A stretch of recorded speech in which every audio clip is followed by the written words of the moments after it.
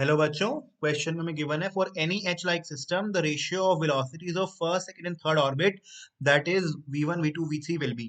हमें first second and third orbit की velocities की रेशियो बतानी है एक हाइड्रोजन लाइक सिस्टम के लिए बच्चों।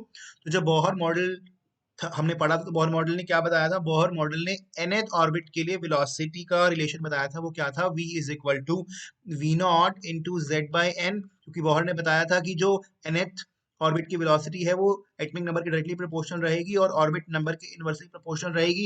ये बात बताई थी उसने बच्चों। ठीक है, तो अगर मुझे फर्स्ट ऑर्बिट यानी कि v1 की निकालनी हो फर्स्ट ऑर्बिट की, तो क्या आएगी? That will B v1।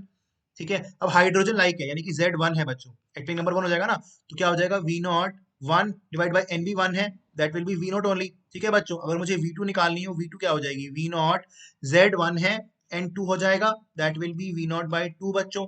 अगर v3 बतानी हो यानी कि थर्ड ऑर्बिट की बतानी हो, that will be v not z1 है n3 है, तो that will be v not by 3। अब उसने क्वेश्चन में क्या बोला है? v1 ratio v2 ratio v3 यानी कि v1 ratio v2 ratio v3 बताना है। वो क्या हो जाएगा?